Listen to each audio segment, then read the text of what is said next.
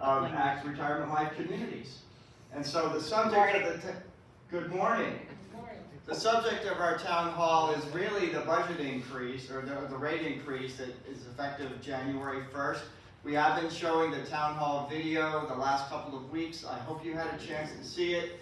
I talked to a number of you, and I encourage you to take a look at that. We're not planning on showing the video during this meeting, but we do want to take your questions, and I'm going to turn it over to Terry at this point. Good morning, everyone. We didn't have any questions submitted, directly for review, so we're happy to just open it up for questions that you may have. People generally, today is the last of the town halls for the company, so 24 have taken place prior to today. And, I think the residents understand. I think, starting with the town hall presentation that we did in September, and then just the amount of detail that went into the video presentation, I think residents have a good understanding that, really the driving force behind the larger increase is because of the wage pressures that we're dealing with the employment market. And then just putting it out there, the only other question there was some discussion about had to do with the ancillary fee charges.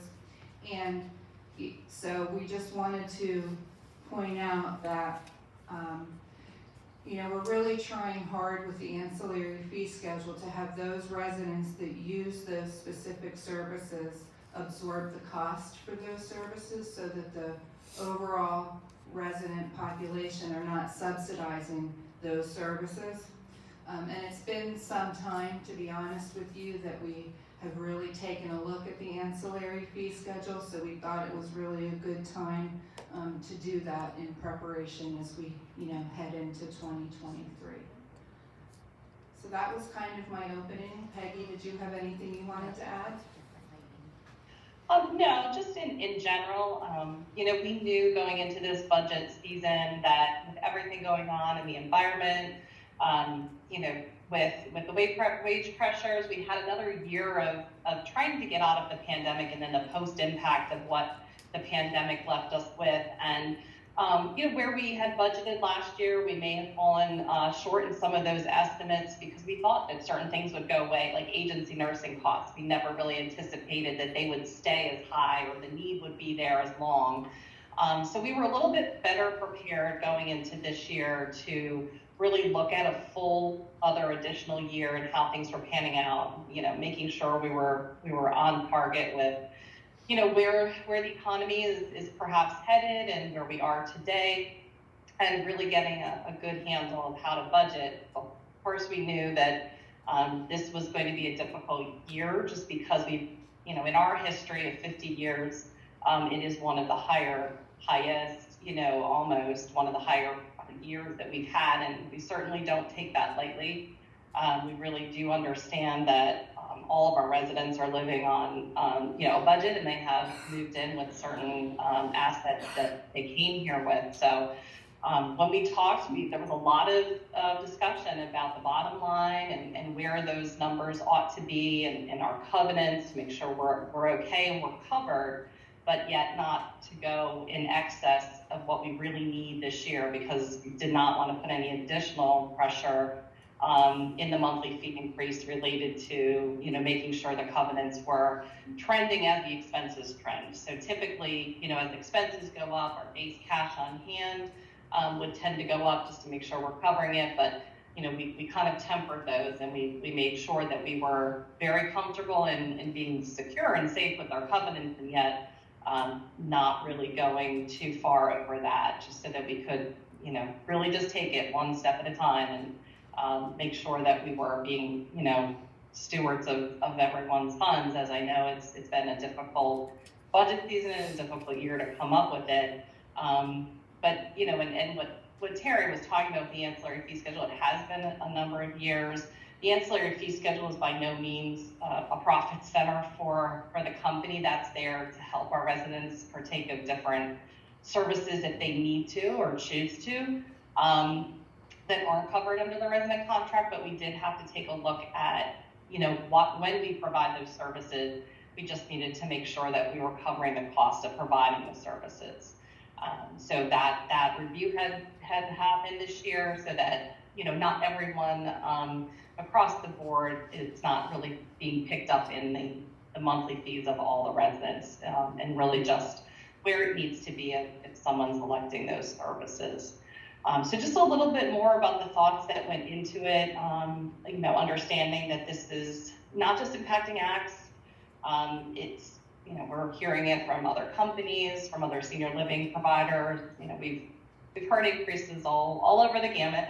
And sometimes it's hard this year. People ask us, well, what is everybody else's increases? And sometimes it's harder to really map apples to apples. Some people did a mid-year increase last year or this year, and then they're doing another one. Some people, it's just annually being done. So we'll have a little bit more hindsight as we go into seeing publications after the budget process, that we'll see where we have fallen. But, you know, from what we're hearing, we're kind of on par or slightly under some of the other providers. So, you know, that has been a question that's come up in several places, and, you know, we're really trying to kind of make sure that we're not over, you know, overcharging or trying to put too much into that monthly fee increase.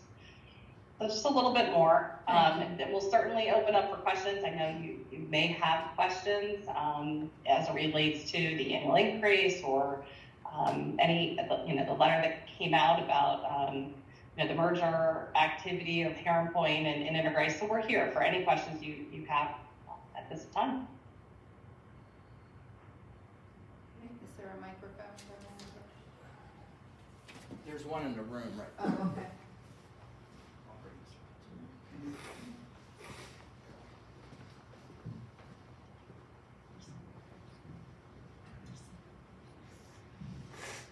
Thank you, George. Charlie Truffer. I'm a resident of the villa. My question has to do with the ancillary charges. Are they for all 27 of the ACTS facilities that you manage and control? Yes. In other words, there is no individual look at the ancillary charges per where you are living. We have people here that could, you know, if they were able, their transportation charges are 3 blocks away because we are very in close proximity to the medical care that a lot of these people need. Yes. And So I was kind of taken back by the fact that the increase in the transportation cost was exceptionally high.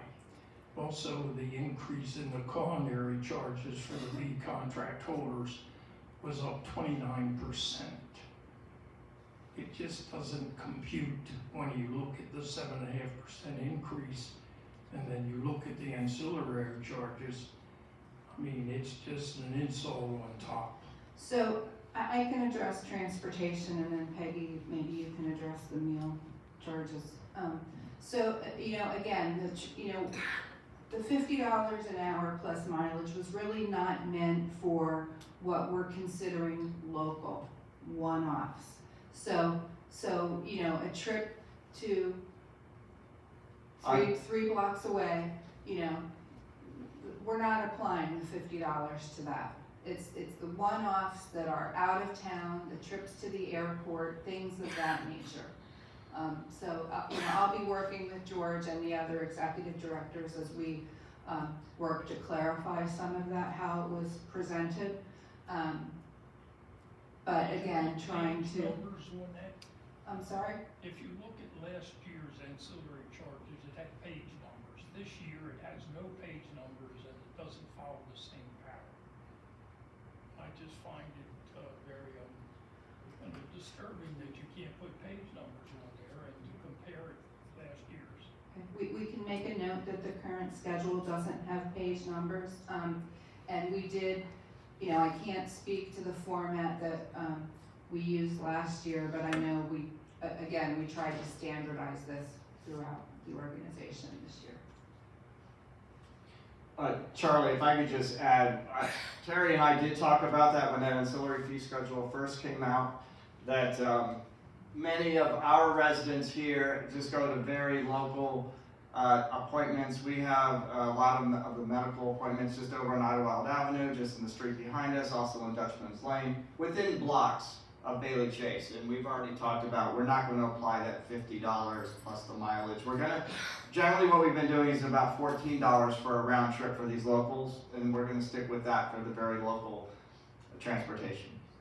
Well, that's again a communication problem because that was not communicated to anybody in this audience. Agreed. Well, yeah, we hadn't done a global communication on it. We were still kind of going through this process, but. Well, before we leave Charlie's questions, Peggy, you had a question as well that you were going to answer. Right, so in the culinary department area, I know that that's where a lot of our costs have been increasing with inflation and food and staffing and adjustment of the staffing rates there. So, I mean, that was something that the culinary team had really put together to see if, you know, what would it take to cover some of those packages and the charges. I apologize, Charlie, I don't have your ancillary fee schedule in front of me. I can take a look at that and comment a little bit more specific to it, you know, after the meeting, because I just don't have it in front of me right now. Okay, other questions?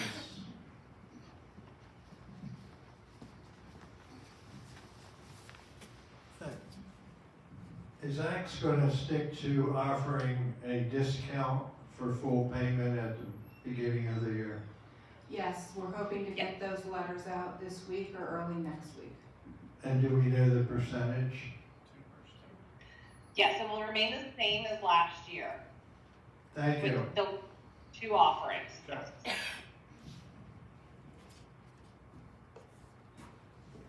Got a question back here? Yeah, Frank Marley, Betty and I have been residents since January of this year. We signed a contract in December. Two questions. One is, over the last 10 years, going through 2020, what would be the average composite rate of increase for each year over that time frame? Yeah, so I know your 5-year average is about 4.5%, but it does have those 2 last years that were higher because of the pandemic. I believe it's like around 3.7 over a 10-year period, and we tend to be somewhere between 3 and 4%, you know, over a longer period of time. That tends to be where we have, you know, generally been able to do annual increases despite the, you know, kind of the environment we're in right now, which, again, as I mentioned, it's really been about 40 years since we've seen increases at this level.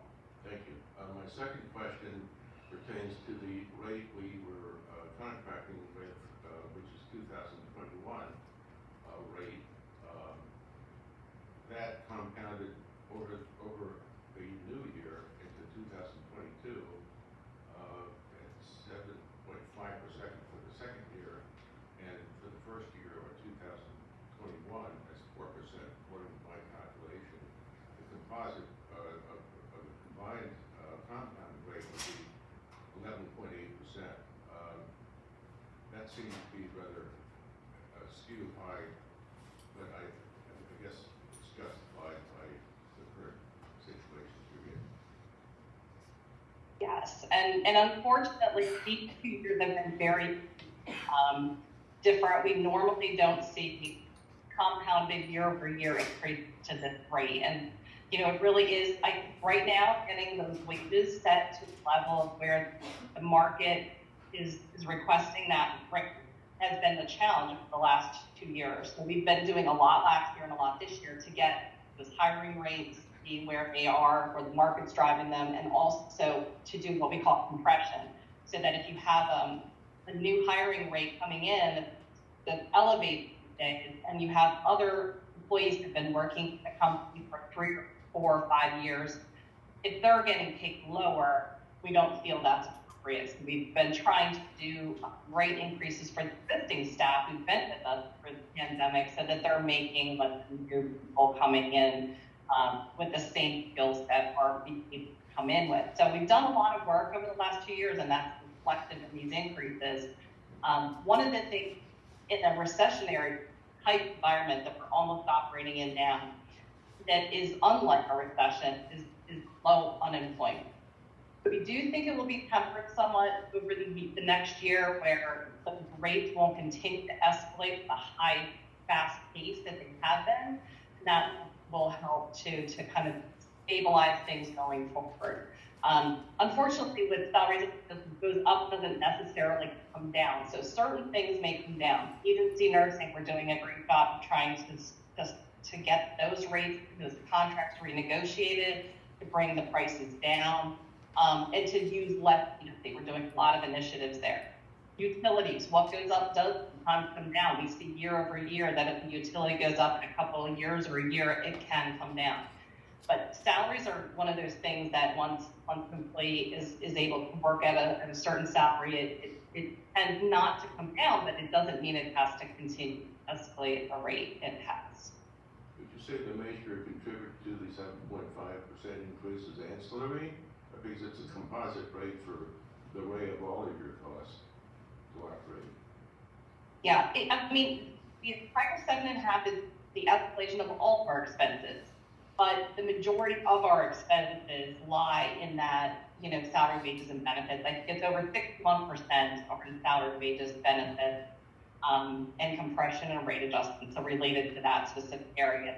The next category are contracted services that also is impacted by the labor rates, because it's either agency nursing or we bring in someone to do maintenance and we have to hire someone in help with plumbing or electricity or landscaping. They're also coming in with higher needs because the labor and the rates are driving that. So that even though it's all of our expenses, the majority of our expenses are in salary, wages, and benefits. All right, thank you very much. Sure.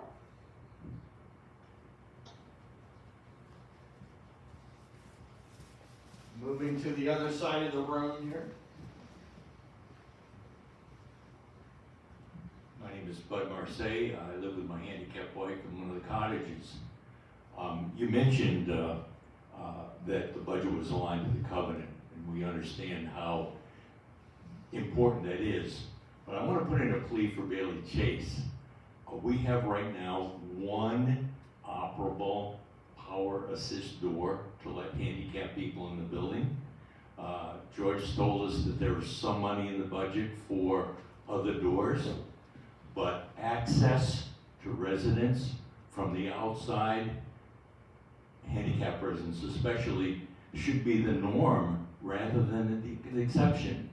And I would ask that you really make sure that you fund important things like this so that we have access to the facilities. Thank you. George and I have discussed that need, and it's a need that we are implementing at many of our communities, is more and more electric doors, so we will budget capital dollars for that. We have 7 doors that we use. Yeah, there's more than one that's got the automatic door. It's not just one. But I was actually going to talk about that in the next part of the meeting, and they give you an update on that.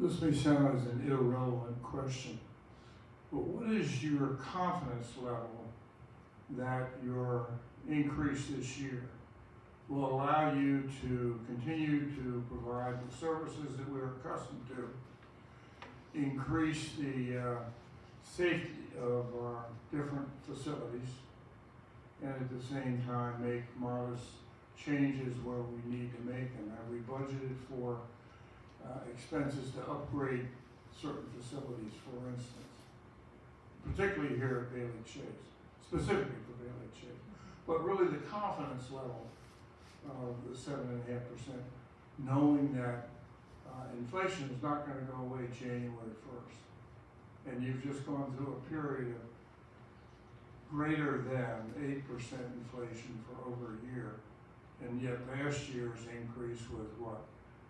4.5%, I believe. How That's a great- how confident are you in your budget, really, is what I'm saying? It may sound Right. absurd, but Yeah. that's very important.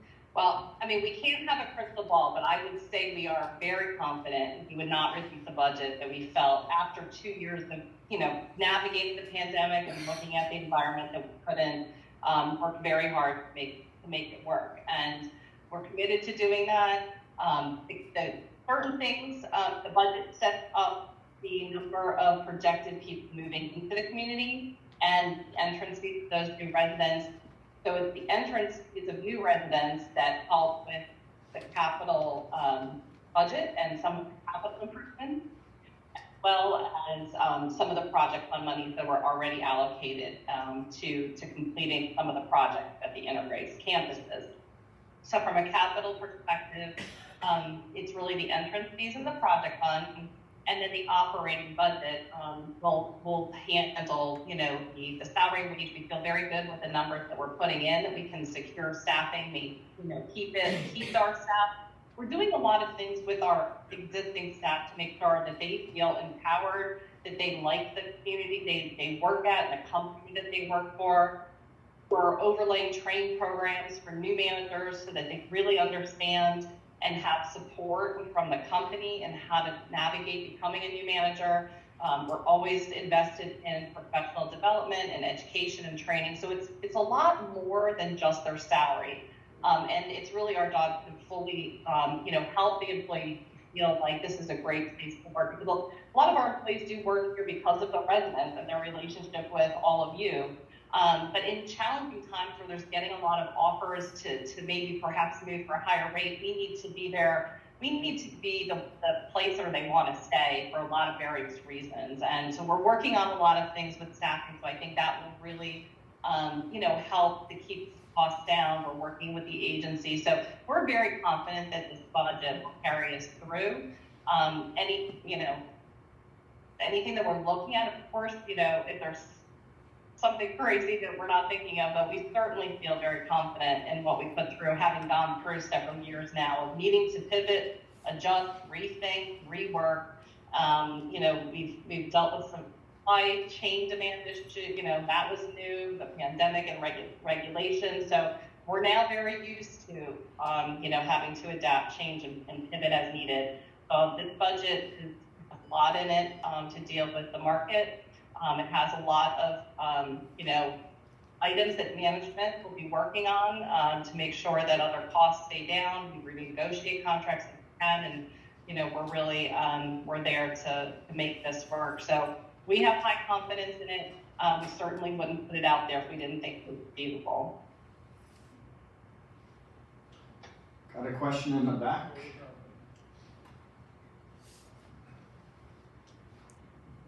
Yes, I'm Bob Harvey. I live in a cottage here. One of the critical elements of this whole thing is occupancy. As we know, costs are divided by the occupancy to come up. And I look at what the bellwethers of occupancy are, and pretty much they're working in a negative way. Real estate prices are going down, possible inflation. It's causing, obviously, costs to go up here. There are a lot of prohibitions that are to work here, and yet when you look at what you are predicting for occupancy, in most cases there's even a small gain. I wonder, as I say, the inflation recession ideas that are now circulating, I just think that occupancy could be be really affected by this, because money is crucial to being part of the active community. Thank you. That's a great comment, Mr. Harvey, and we certainly did look at that, and the real estate market and the interest rates are rising.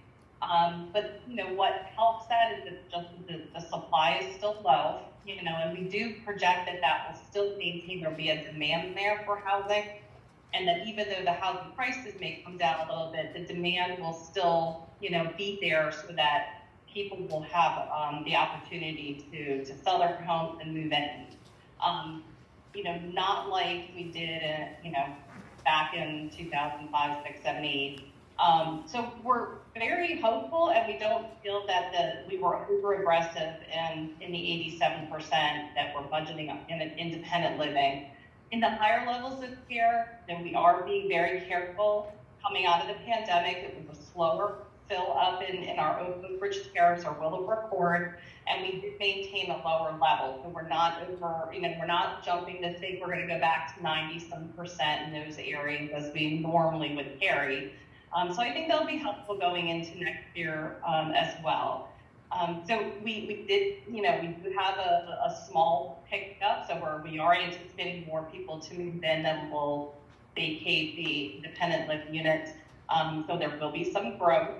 But again, I think we're tempered with, how much growth we do anticipate, and, having those monthly fees come in when we have them budgeted. And usually what we tend to do is we'll budget move in the very first quarter of the year being much lower, because we know there was a big push coming in, usually towards the end of the year. And then during the winter months, not as many residents will move in. So we scale when the monthly fees are anticipated to come in, so that we're able to better align up our budgets with the actual trends that we historically have seen.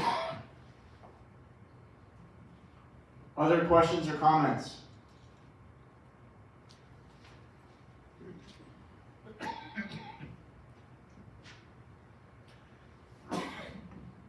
Just one suggestion.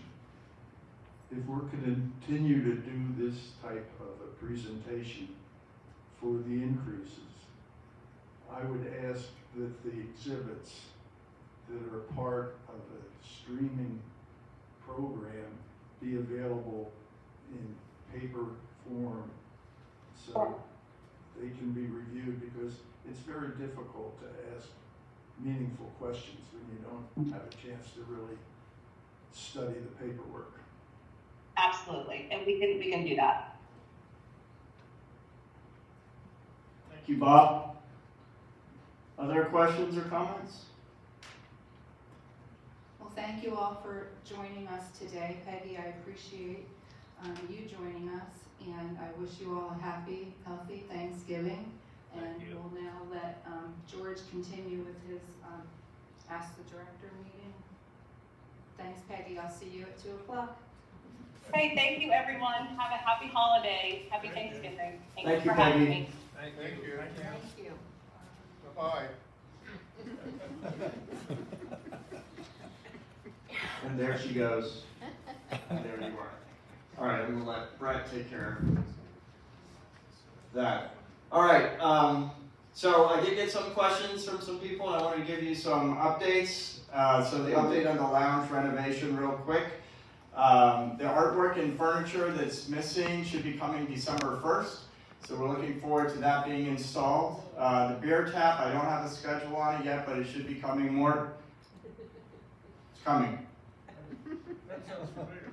Yes. Yes.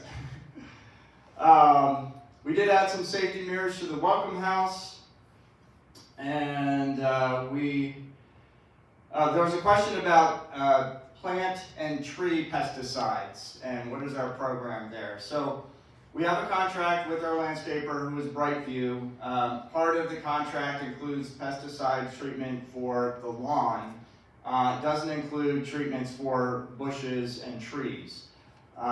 So those are handled on a case-by-case basis. If there is a need, or you perceive that something needs to be done in that regard, please contact us, and many of you have, and we've addressed those in different ways. But that's just how it works for us. We don't have, as part of our landscaping contract, to do all the bushes and trees on a regular basis on the campus. Okay? All right, update on phase 1B. So You've heard about that in a presentation a while back, and there's been some conversation with residents, and feedback has been given to me. I've been talking with our real estate department. Terry's been involved in those conversations. Architects have been involved in those conversations. So there's been some back and forth. We are listening, and we've heard what we've heard some of you say, and so there will be a presentation coming on December 13th that will kind of address everything. I'm not saying, different people want different things. It's not like we can necessarily do everything, but we take the feedback, we take it seriously, and we look at what we can do or what we think we can do. So there'll be a presentation on December 13th in this room. That'll be our community meeting for December, and then I hope you can attend that, because then we'll have a conversation about that. And there'll be a presentation about what the revised plan will be. Okay? Question. Yes? What you just said, the December 13th meeting, you're postponing perhaps an answer on Oak Ridge Terrace refurbishing? Because we've heard that there's some money set aside, and there's going to be some furniture and updating and et cetera. Yes, there'll probably be more of an update on that as well. Just so everyone knows what we're talking about. There is a plan currently in Oak Ridge Terrace that we've been working on.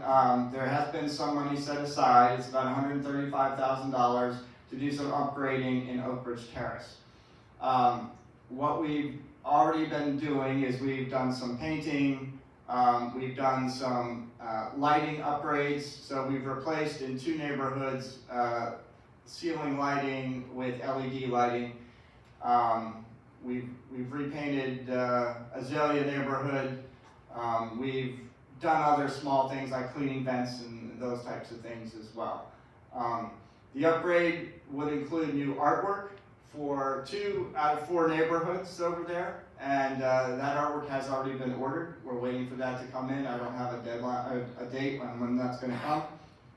There is flooring plans under discussion. We've got quotes. We're fine-tuning that. So the plan would be to replace some flooring on one half of that building, and then furniture as well.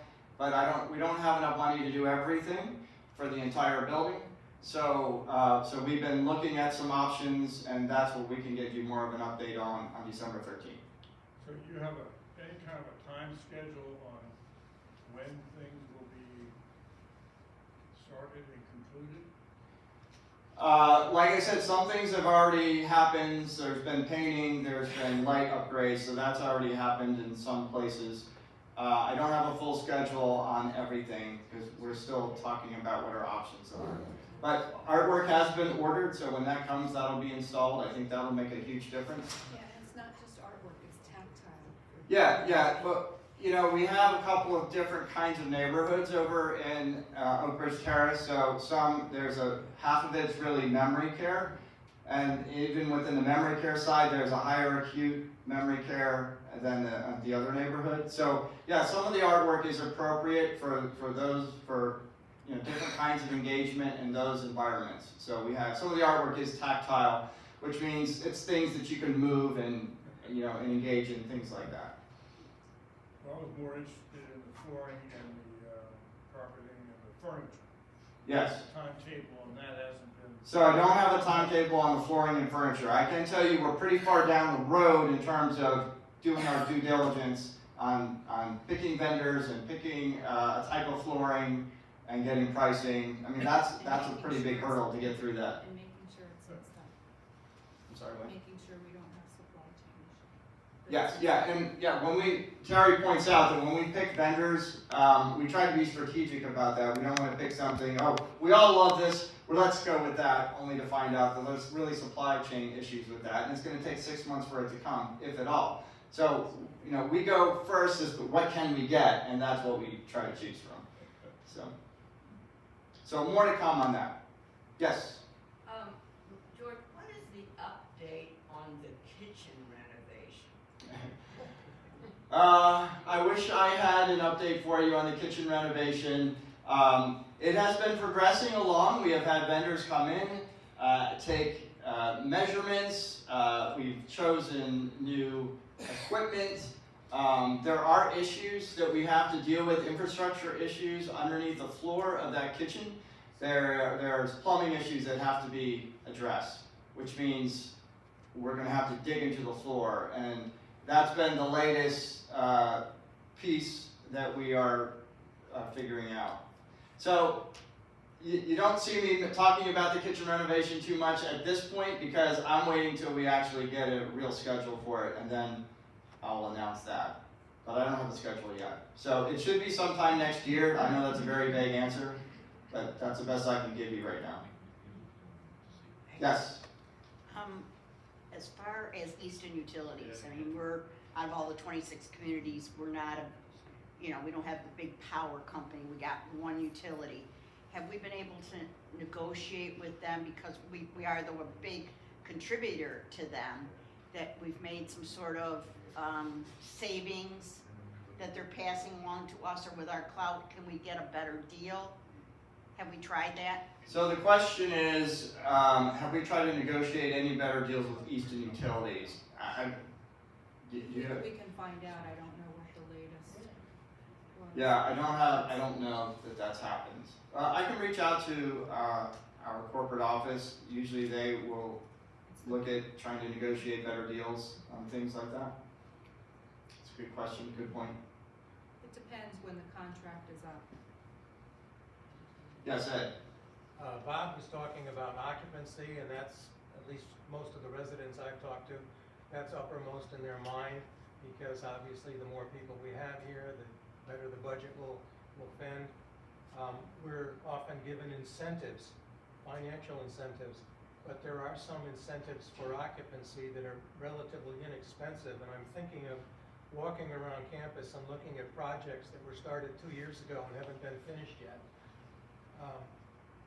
Ceiling tiles that are cockeyed, stuff like that. If I was to walk into a place like this, I'm not looking for a fixer-upper. I'm looking for a nice, pristine place. And I'm just wondering if any of those things have been addressed. For instance, in front of Chadwick Terrace, that no parking area where they put the lines down, ran out of paint 2 years ago. So they put a cone there. I mean, can we finish painting that? It shouldn't take more than 20 minutes. Okay, I'm not aware of the painting job that didn't get finished. All right, well, Ed's question is, in light of occupancy, can we finish any unfinished projects? Yeah, Basically. I actually, Ed, maybe later you can give me your list, because I'd like to see your full list. I don't know of any projects that haven't been finished in 2 years, but I would like to see your list. But yes, to your point, you and I have talked about those ceiling tiles. We have done a lot of upgrades this year. This has been a big year for Bailey Chase, so we replaced all the community signage. If you recall, the old community signage that was falling apart and was really in not good shape. We replaced some of the other signage around the community. The Willowbrook Court sign, the monument sign, that all is big for us. The Welcome House, that was new this year. That's actually, I think, a huge improvement for Bailey Chase. We didn't have that a year ago. So we have done a lot, but I'd love to see your list. Yeah. Okay. Wait, I think Ed still has. Okay, yeah. One of the other things is if you go up the straightaway and you turn right to go to Willowbrook Court, there's a new sign there. Mm-hmm. It's going to be taken out by a truck, because they're cutting that corner more and more. I put up those rods, those 5 rods that are up there, and they ran them down within 3 days. And to do that without hitting the sign, I don't know how they could have done that. But if you look at that sign, it's right there where you cut the corner. So either the sign should be moved or something should be done to keep those trucks from cutting that corner. Okay. I know what corner you're talking about. We can take a look at that. I know the signs are in cement footers. So it wouldn't be Not easy for to move long it. if a truck hits them. All right, there's a number of hands going up. I think, Charlie, your hand was up.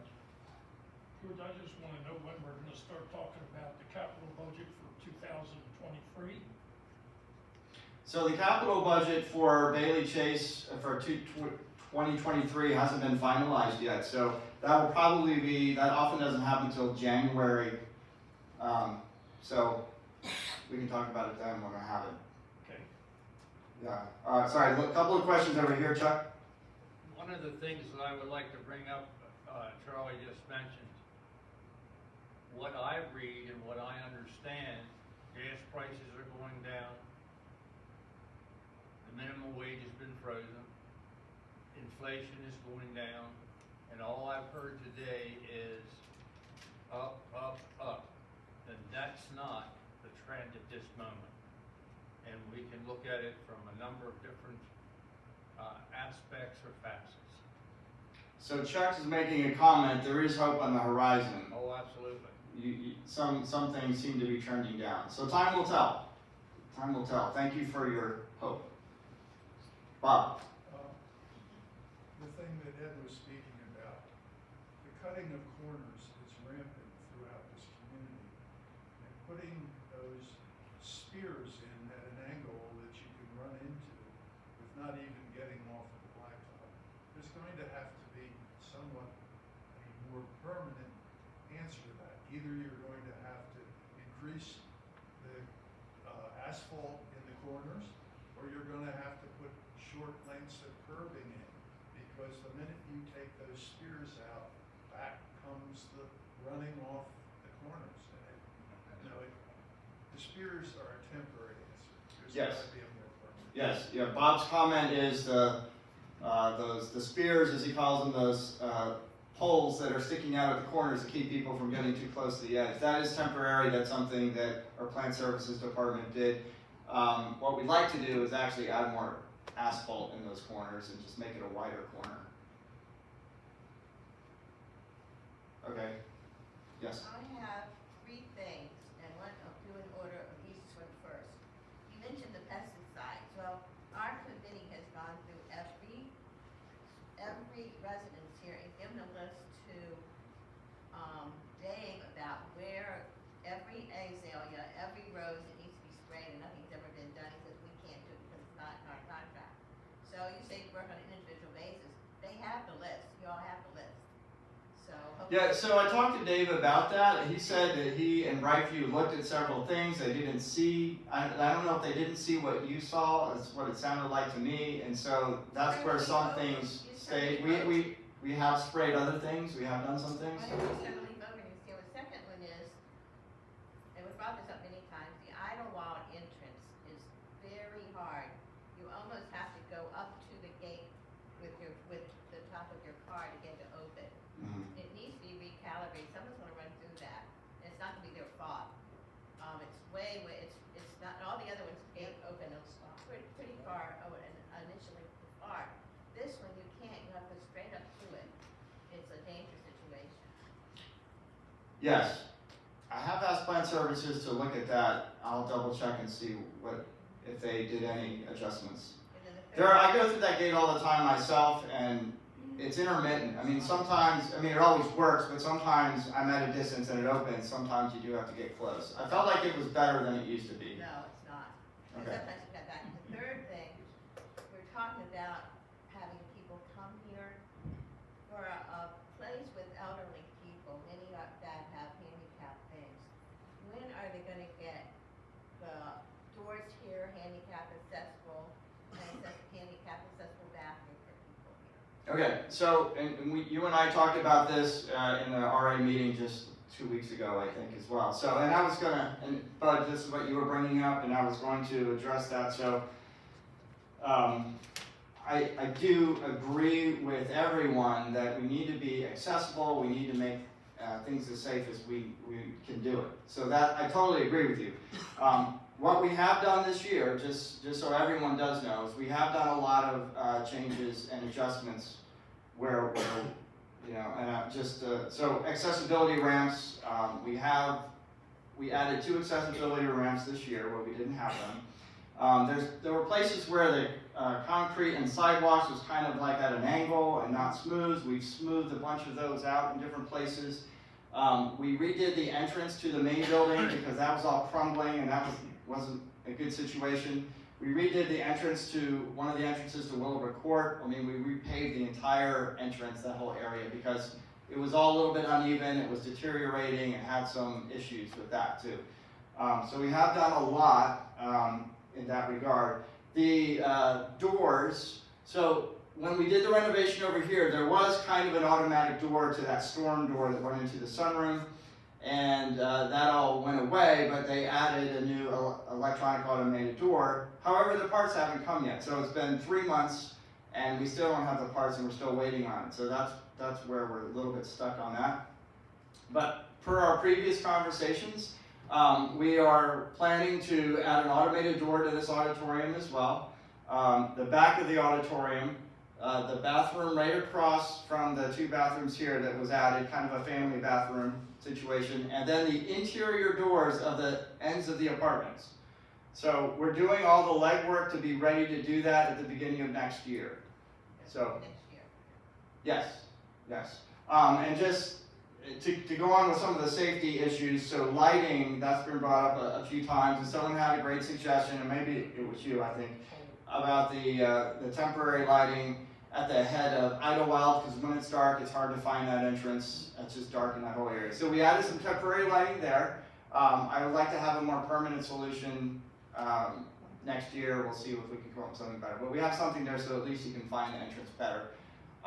We're going to add some bollard lighting along the walkway behind this building, by that entrance over there. We put some sort of temporary lighting up near the beginning of the year, but we're going to add more lighting along that walkway. That was suggested by residents a while back.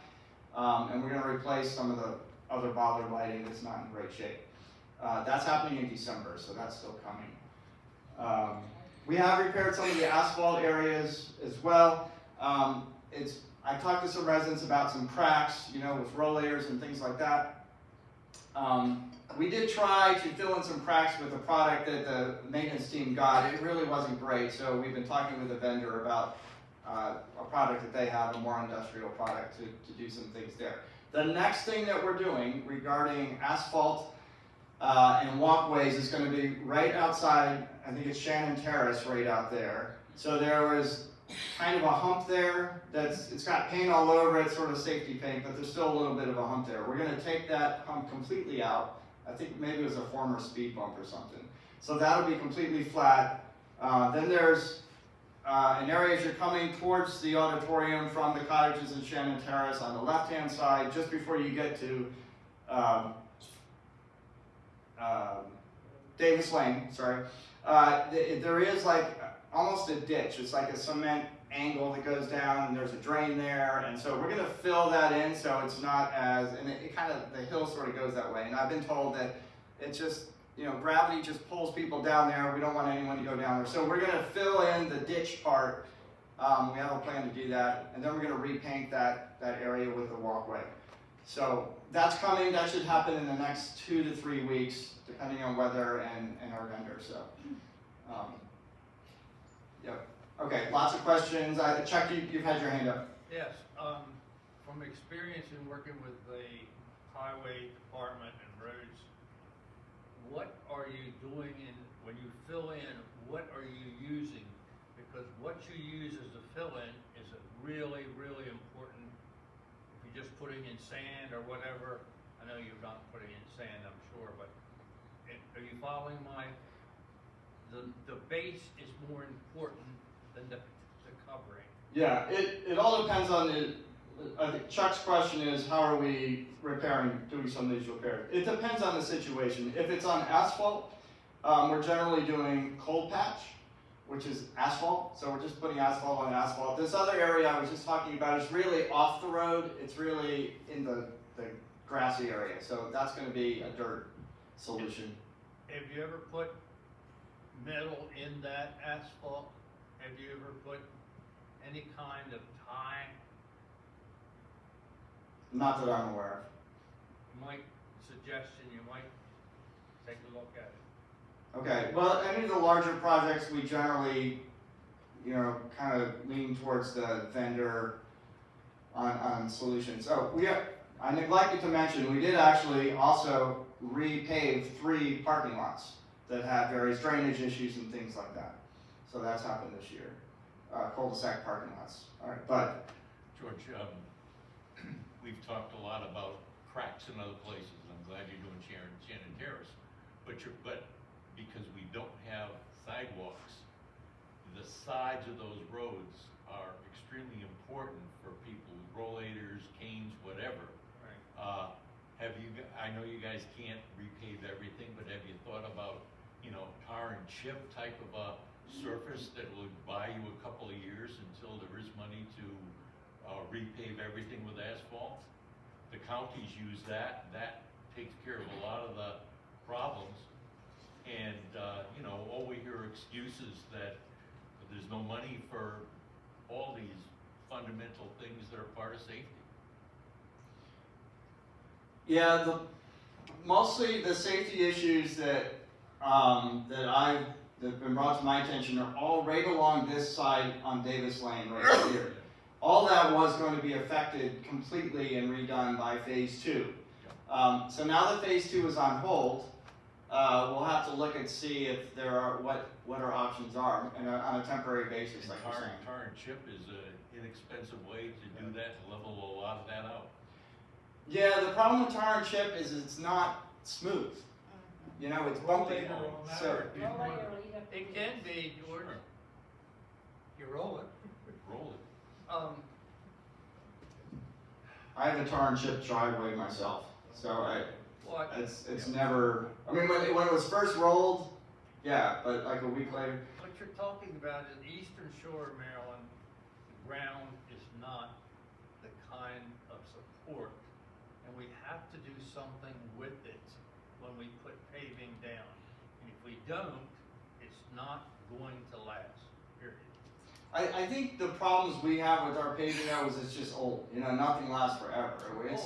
It's 30, 40 years old. Yeah. Yeah, and it just needs to be redone for sure. All right, Karen. Back to the Idlewild entrance. Yes. Are there any plans to widen the entrance? Yeah, we have a plan to those corners to make them wider because if you're like me, you've hit the corner numerous times. Especially if there's another vehicle coming from Yeah. the other direction. Yeah. All right, Charlie. George, 5 months ago, you people broke the lamp out in front of our mailbox. It's getting replaced. Yes, and it's been said for 5 months it's gonna be replaced, but they can't get the parts. So when are you gonna give up trying to get the parts and put in a new pole? No, I was told they have something there for that, and they also busted another one of our lamps, and we're getting that replaced too. I know it's taken forever. They've been working through their insurance and stuff, and it's. Yeah, patience is a virtue, but I do not have that virtue. In a long time. Yeah. Okay. Yes. Are you writing down or making note in any way of what people's comments are so that you? Mary is my secretary in the back. It's also being recorded. Yes.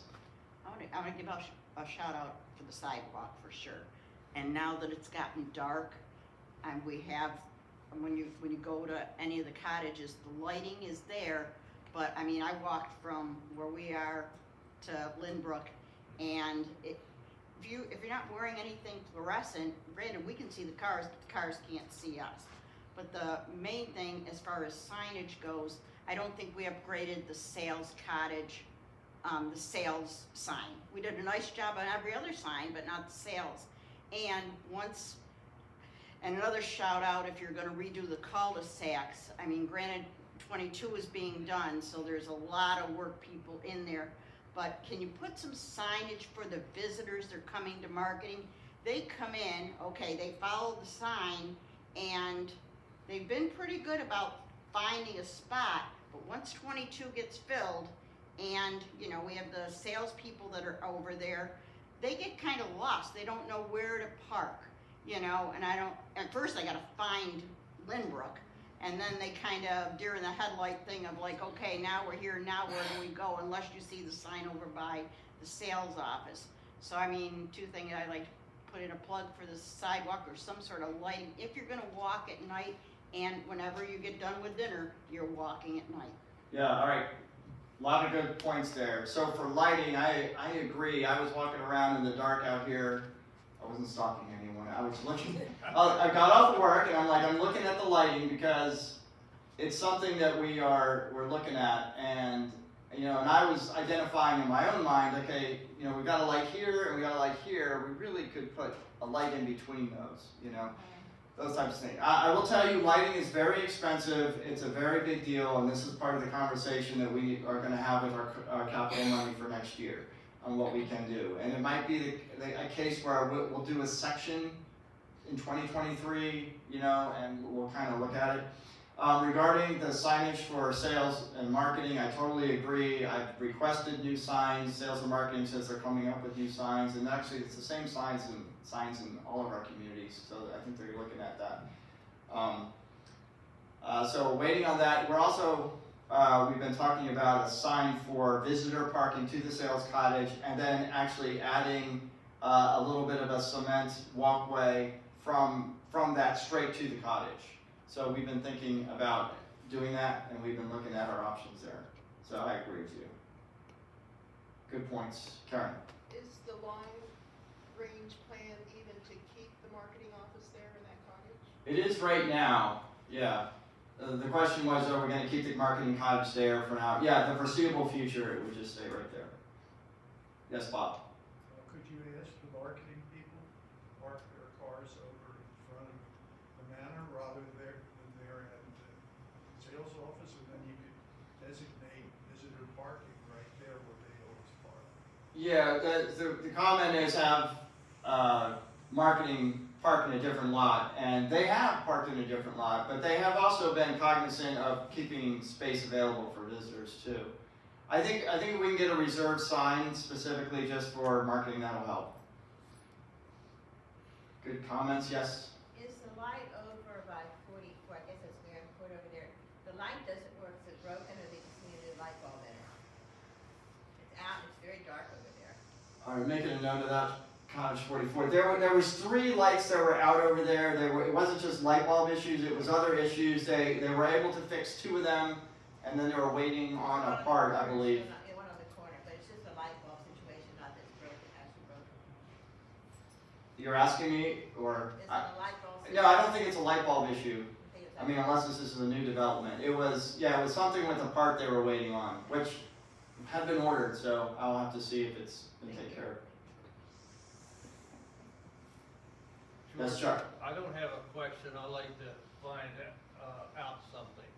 I've only been here 6 months, but I wonder if we have ever honored the kids in the cafeteria servers. I used to work in education in a vocational technical situation, and these kids are way beyond anything in my experience. I think they need to be complimented and given some public recognition. Well, It's a suggestion, and that's. Appreciate your comment, Chuck. Chuck's comment is he appreciates our servers, and maybe we would say the whole culinary department over there. Yes. But there's a lot of really young high schoolers as servers in our culinary department, and he was saying they should be appreciated and honored in some way. So let me comment on that. And I really appreciate that you feel that way, because there's some great kids over there. I really love them, and I'm so glad that they're here. If you want to do something, that employee appreciation fund, which the resident association has been talking about a lot, that's a great way if you wanted to make a contribution to that, because some of that would definitely go to them. But what we also do, just so everyone knows, is we have some programs for our staff that we try to honor them in various ways. So there are, specifically for culinary, there are scholarships available. And every year we kind of remind our staff, if you would like to apply, there's money available. And so some take advantage of that. We do have a couple of other programs. If there's anyone that you feel like has just done a really good job and you would love to honor, if you let any of the staff know, particularly management, we have a little, we call it Caught in the Act program. We give them a little card that says you are caught in the act helping Mrs. Marshall with getting groceries out of her car, or whatever it was. Thank you for doing that, and they get a $5 voucher for a lunch. whether it's here or sometimes we give them like a Subway gift card or something like that. So we do that a lot. And then we also have what we call a Leader of the Month program. There's a staff person that, and it can be nominated from staff, it can be nominated from residents, but someone who's just done an extraordinary job. And we'll honor them that way. They get a $50 gift certificate, and you've seen them in the newsletter and things like that. Yes, John. You mentioned the Employee Appreciation Fund, and so far we've had 53 donations to the Employee Appreciation Fund from independent living, and how many from? 22 from basically families and that kind of thing. So we're roughly at $50,000. We need to get another up $8,000 roughly, or in that neighborhood, $6,000 to $8,000, and we'll be able to give what we gave last year, which was $295 to each full-time employee at Christmas. So that's a way that you can help, because we can't give gifts, we can't give tips, and everybody here, at least that I know, does a wonderful job in terms of supporting us. And I agree with Chuck, so I just pass that out so that everybody knows that. Yeah, thank you for saying that, John. So in case you didn't hear, he's saying so far you've had 53 contributors to the Employee Appreciation Fund from independent living, and another 20-some from families. Correct. And this is a resident-run program. It has nothing to do with ACTS, it has nothing to do with me, and I don't benefit from it personally. I'm not on that list to actually get something as your executive director. You're saying that there's still some work to be done to try to match last year's goal. Right, we have until November 30th, and I know there's an additional $2,000 that I've been told from people will be coming in. So then we'll only need about $6,000 additional dollars. So if I just ask that if you haven't given yet and you want to give, please just use the box at the reception area.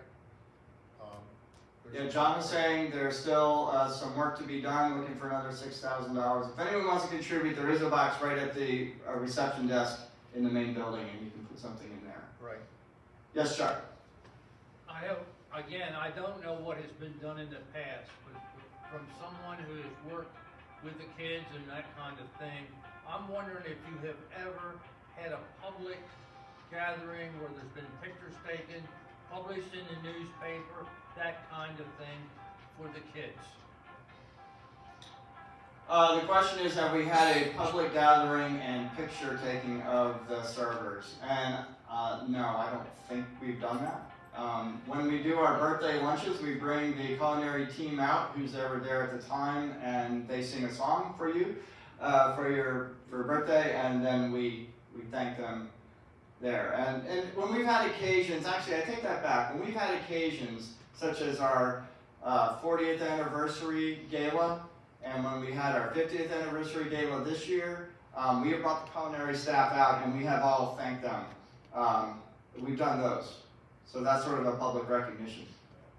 I like to take it one step further. The kids particular have on their resumes notable kinds of things that will help them. And that's what I'm referencing, not just the staff, but the kids in particular, for application to colleges or to jobs or whatever. Okay. All right, any other comments, questions? Yes, two in the back there. I wanted to make sure Mary got that suggestion about having a picture of the kids in the newspaper. Okay. Was there, Bailey Chase operated their own treasure sale this week, last week? Yes, thank you for bringing that up because I was going to mention that and I haven't mentioned it. But we did have a treasure sale last Friday. We had some residents helping us as well. And we raised about $2,000, don't have an exact number. So that money will go to the treasure sale fund in the legacy fund. So that money is available for resident use. And we would go through the normal process when we want to use money from the legacy fund, but that's resident money. Yes? In the legacy fund, I just want to clarify, there are two treasure sale funds. The board voted recently. The legacy fund, for the funds to be spent, has to be approved both by the board and by APS. The board also has an independent treasure fund that only the board has to approve, and that is what funds our bingo nights. It covered the expenses for the employee appreciation fund and so forth. So we also need to keep funding that pot of money. And I'm wondering if the residents could continue their treasure sale as they usually have done, historically have done. And I wonder where you store the materials that you sold in this treasure fund, and whether the Residents Association could also use those same areas when they do their treasure fund sales. So the items that were stored, there was a couple things out in the barn, but not much. There was a couple of things, there was actually a lot of things in Andra's office that we took out. I would say half of it almost came from Andra's office. And it was leftover things from marketing uses. Some things were left over from our renovations that we've done, things like that. There were some other things stored in empty apartments, 2 empty apartments. So yeah, it's possible. Here's what I would suggest, because your question is, can we start storing things again for a future treasure sale? I would say,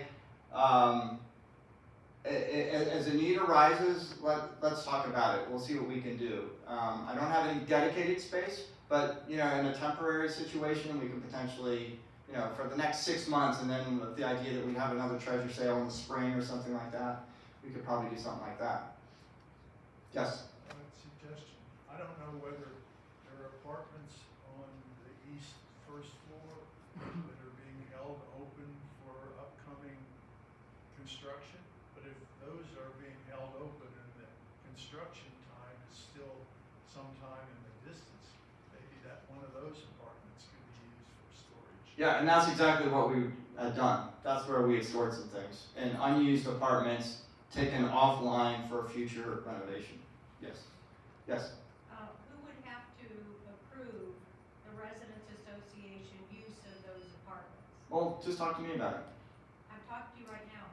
Okay, well, this isn't the format that we'd have that kind of conversation, but we can talk about it anytime. Like I said, if there's a need that arises, let's talk about I it. think a number of people might have an interest to the answer to your question.